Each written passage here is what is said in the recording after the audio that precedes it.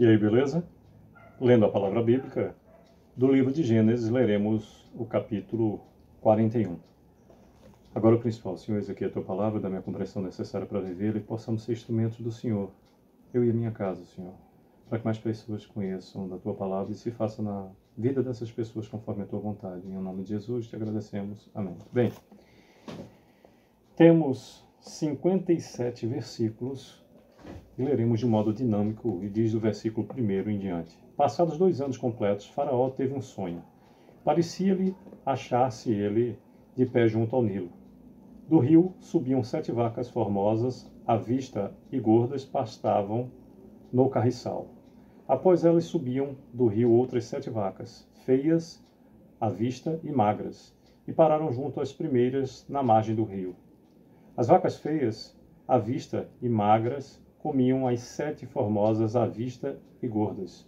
Então acordou Faraó. Tornando a dormir, sonhou outra vez. De uma só haste saíam 7 espigas cheias e boas, e após elas nasciam 7 espigas mirradas, crestadas do vento oriental.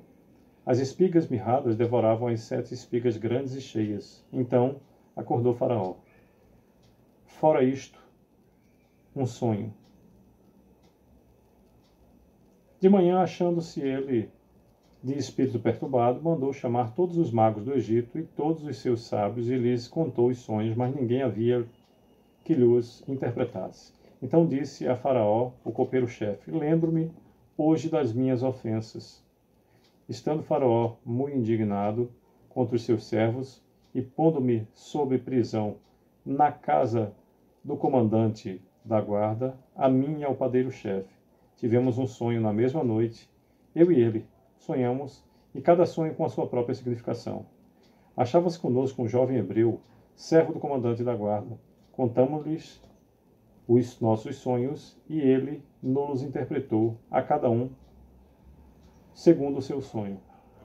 E como nos interpretou, assim mesmo se deu. Eu fui restituído ao meu cargo, e o outro foi enforcado. Então Faraó mandou chamar José, e o fizeram sair à pressa da masmorra. Ele se barbeou, mudou de roupa e foi apresentar-se a Faraó. Este lhe disse: tive um sonho e não há quem o interprete. Ouvi dizer, porém, a teu respeito, que, quando ouves um sonho, podes interpretá-lo. Respondeu-lhe José: não está isto em mim, mas Deus dará resposta favorável a Faraó. Então contou Faraó a José: no meu sonho estava eu de pé na margem do Nilo, e eis que subiam dele 7 vacas gordas e formosas à vista e pastavam no carriçal. Após estas subiam outras vacas fracas, muito feias à vista e magras. Nunca vi outras assim disformes em toda a terra do Egito.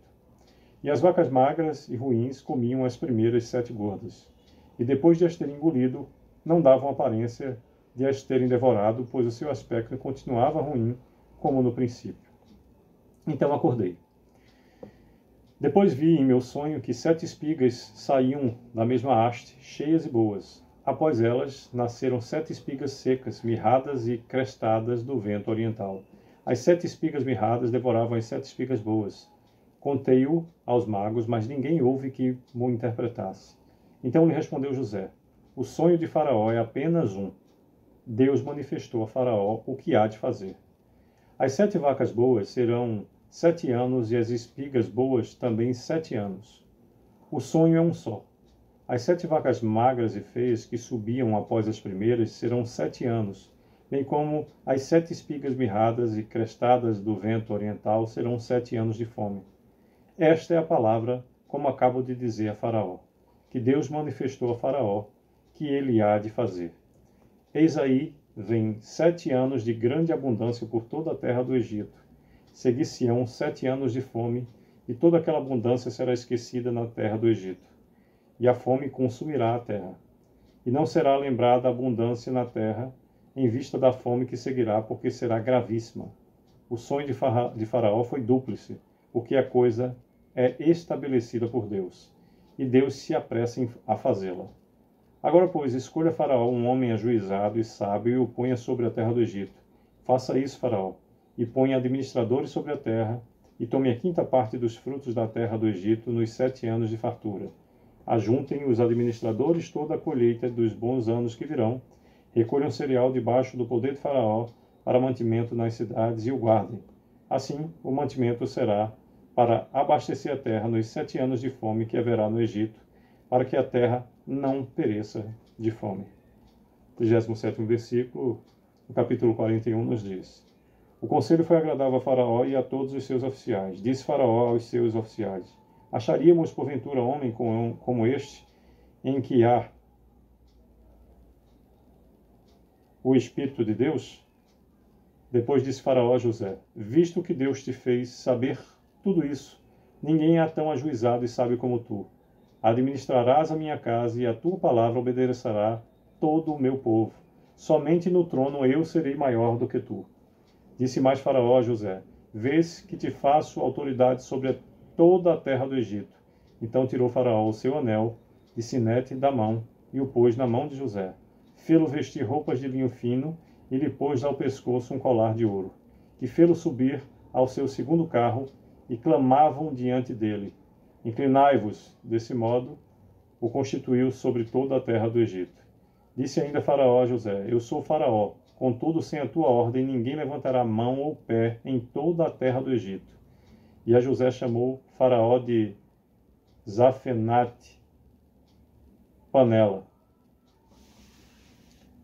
Repetindo o versículo 45, que nos diz: E a José chamou Faraó de Zafenate Paneia e lhe deu por mulher a Asenate, filha de Potífera, sacerdote de On. E percorreu José toda a terra do Egito. Era José da idade de 30 anos quando se apresentou a Faraó, rei do Egito, e andou por toda a terra do Egito. Nos 7 anos de fartura a terra produziu abundantemente, e ajuntou José todo o mantimento que houve na terra do Egito durante os 7 anos, e o guardou nas cidades. O mantimento do campo ao redor de cada cidade foi guardado na mesma cidade.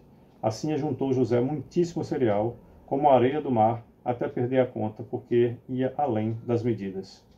Antes de chegar à fome, nasceram 2 filhos a José, os quais lhe deu Asenate, filha de Potífera, sacerdote de On. José, ao primogênito, chamou de Manassés, pois disse: Deus me fez esquecer de todos os meus trabalhos e de toda a casa de meu pai. Ao segundo, chamou-lhe Efraim, pois disse: Deus me fez próspero na terra da minha aflição. Repetindo o versículo 52, que nos diz: Ao segundo, chamou-lhe de Efraim, porque disse: Deus me fez próspero na terra da minha aflição. Passados os 7 anos de abundância que houve na terra do Egito, começaram a vir os 7 anos de fome, como José havia predito, e havia fome em todas as terras, mas em toda a terra do Egito havia pão. Sentindo toda a terra do Egito a fome, clamou o povo a Faraó por pão, e Faraó dizia a todos os egípcios: Ide a José, o que ele vos disser, fazei. Havendo, pois, fome sobre toda a terra, abriu José todos os celeiros e vendia aos egípcios, porque a fome prevaleceu na terra do Egito. 57º e último versículo do capítulo 41 do livro de Gênesis nos diz: E todas as terras vinham ao Egito para comprar de José, porque a fome prevaleceu em todo o mundo. Pois bem, por meio de todo o capítulo 41, nos fala Gênesis sobre José interpreta os sonhos de Faraó e que José, como governador do Egito, e a sua obra. Como é bom quando a gente se coloca de um modo pleno, submisso a Deus que tudo pode. E a gente não reclama pelo que passa, pois o Senhor tudo sabe, tudo vê, tudo conhece. E no seu tempo, se for assim a sua vontade, toda e qualquer maldição que de nós tenha se aproximado ou tenha se instalado em nossa vida, transformar-se-á em abundância do amor, favor e poder de Deus. Sucesso, que Deus continue a nos abençoar, é o que desejo.